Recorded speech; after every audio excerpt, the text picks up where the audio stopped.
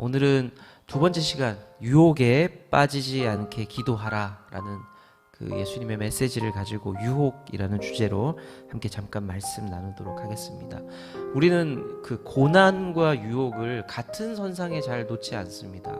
왜냐하면 이게 이미지가 너무 다르거든요. 고난은 어때요? 쓰죠. 아픈 거예요. 근데 유혹은 달고 좀 좋은 느낌을 좀 가지고 달달한 느낌들을 가지고 있기 때문에 이걸 좀 같이 놓지 않습니다. 그런데 한번 잘 생각해 보세요. 고난과 유혹은요 생각보다 같이 따라다닙니다. 우리가 어렵고 힘들 때 유혹에 빠지기 쉽지가 않습니까? 한번 잘 생각해 보시면 그럴 때가 많다라는 생각이 들 겁니다. 어려운 상황 속에서 내가 빠질 수만 있다면 이런 생각하면서 유혹에 빠지기도 하고요. 지금 이 아픔과 이 고통을 좀 벗어날 수만 있다면 내가 그 달달한 유혹이라도 좀 경험하고 싶다라는 생각을 하기도 합니다. 그래서 사람들이 약에 취하기도 하고 그런 거죠. 거기서부터 유혹이 시작이 된 겁니다. 아마 제가 구체적인 예를 들지 않더라도 그러네, 유혹과 고난은 생각보다 같이 오는구나, 다른 성질의 것인 것 같았는데 같이 오는구나라고 이제 수긍이 되실 겁니다. 오늘 예수님께서 큰 고난 속에서, 사실은 십자가의 고난만 고난이라고 생각하는데 그것을 뻔히 눈앞에 보고 있고 알고 있는 예수님은 이미 고난 속에서 괴로워하고 있거든요. 그 부분을 다루고 있습니다. 우리가 잘 알고 있는 감람산, 그러니까 겟세마네 동산, 감람산이라는 큰 산 안에 겟세마네 동산이 있었던 거거든요. 그 기도하는 장면입니다. 잡히시기 전에 예수님께서 제자들과 함께 기도하러 가셨습니다. 그런데 오늘 말씀을 보면요 눈에 딱 띄는 부분이 있어요. 예수님께서 기도하러 가시는데 어떻게 가시느냐, 습관을 따라 가셨다라고 기록이 되어 있습니다. 예수님께서는 뻔히 보이는 고난과 고통과 그것들을 앞에 두고도 늘 하던 대로 삶의 습관대로 감람산에 가셔서 기도했다는 것을 우리가 볼 수가 있죠. 여기서 중요한 포인트는 뭐냐면 예수님은 고난 앞에서 허둥지둥거리지 않았다는 거죠.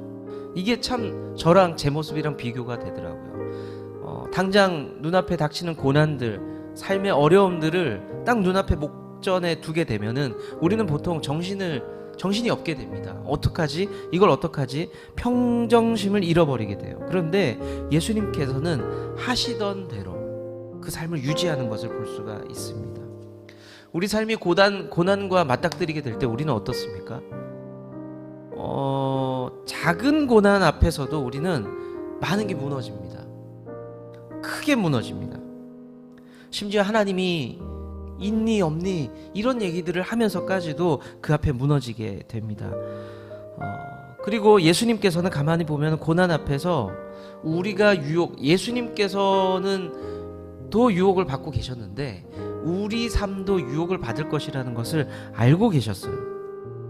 40절에 보면은 유혹이라는 표현이 나오는데 46절에는 시험이라는 표현이 나와요. 근데 제가 이거 같은 단어 같은데 느낌상, 그래서 원어를 한번 찾아봤습니다. 보니까 원래 원어로는 같은 단어를 쓰고 있어요. 그러니까 우리는 번역을 유혹과 시험이라고 표현을 했지만 같은 단어를 사용하고 있었습니다. 그러니까 우리에게 하시는 말씀이 뭐냐면 너희들이 유혹에 빠지지 않도록 기도하라.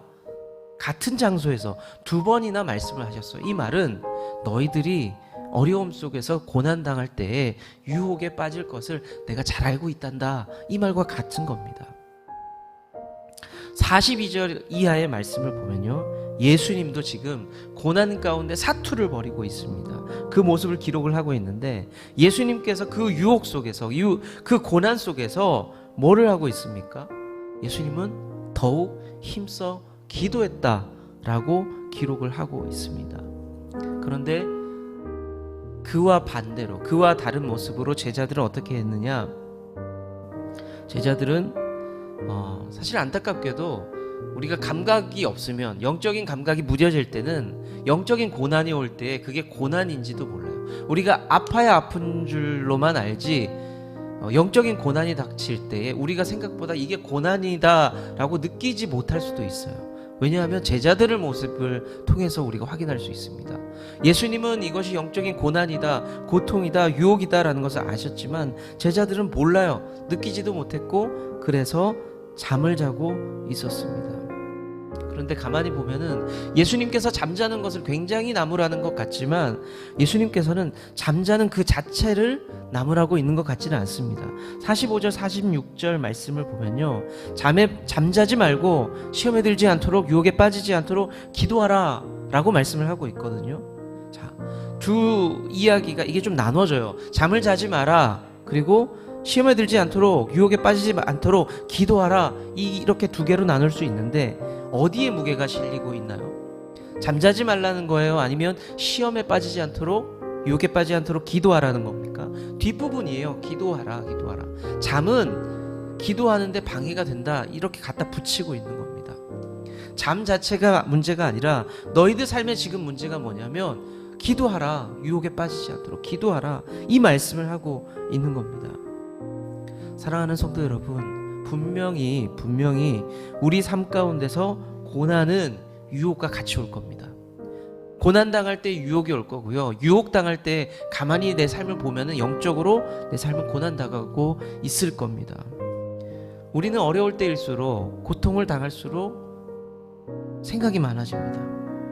그러면 어떻게 되냐? 생각이 많아질 때 신앙의 걸음이 느려져요. 내 신앙의 성장이 없고 무뎌집니다. 가만히 보면은 내가 성경을 언제 못 보고 있어요? 영적인 유혹 속에, 게으름 속에 있을 때 성경을 못 보는 거예요. 우리가 성경을 보는 프로그램이 없어서 성경을 못 봅니까? 아니요. 저도 마찬가지예요. 영적인 게으름 가운데 성경을 못 봐요. 잠깐 그 게으름을 털어내지 못할 때에 우리는 말씀을 보지 못해요. 우리는 기도할 수 있는 시스템이 없어서 기도하지 못하나요? 아니요, 그렇지 않아요. 사실 가만히 보면 저도 마찬가지고 제 방에서 기도할 수 있어요. 교회에 나와서 혼자 기도할 수도 있어요. 마음 먹으면 언제든지 할 수 있습니다. 그런데 내 안에 영적인 게으름이, 내 안에 여러 가지 영적인 핑계들을 만들어내면서 우리는 그것을 하지 못합니다. 목사님, 저도 마찬가지고 여러분도 비슷할 거라고 생각이 듭니다. 그러면 그때 우리는 어떻게 해야 합니까? 유혹도 오고 고난도 오고 시험도 와요. 한꺼번에 어려움들이 막 몰려옵니다. 그럴 때 어떻게 그것을 극복하고 중심을 잘 잡고 믿음으로 걸을 수 있을까요? 예수님께서 오늘 모범을 보이셨죠? 깨어서 기도하라. 깨어서 기도하라. 내 삶의 문제들이 막 펼쳐져 있어요.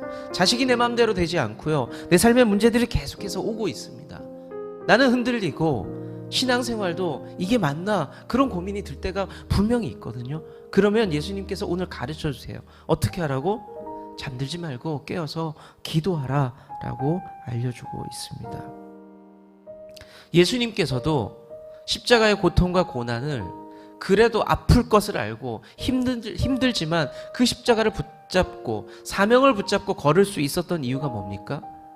그래도 내가 아프고 힘들 걸 알지만 그래도 기도했기 때문이었습니다. 감람산에서 지금 이날 밤에 새벽에 기도했기 때문에 그 사명을 붙잡을 수 있었던 겁니다. 우리가 고난 주간이 되어서 이번에 다시 다짐해 보는 것은 뭐냐면, 예수님처럼 나도 한번 기도해 보겠다. 나도 힘들고 어렵고 바쁘지만 그래도 말씀 펴보겠다. 그리고 내 자리를 지켜내 보겠다 라는 겁니다.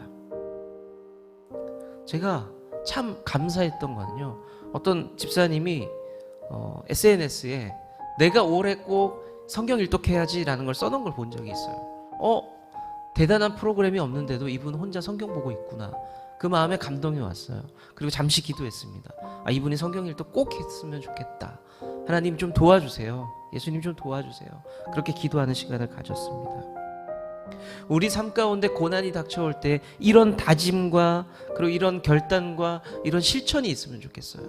하나님, 내가 더 주님 앞에 나아가겠습니다. 기도하면서 유혹을 떨쳐내면서 그렇게 믿음으로 승리하고 또 간증할 수 있는 그런 우리 좋은 나무 교회 가족 여러분 다 되실 수 있기를 축원합니다.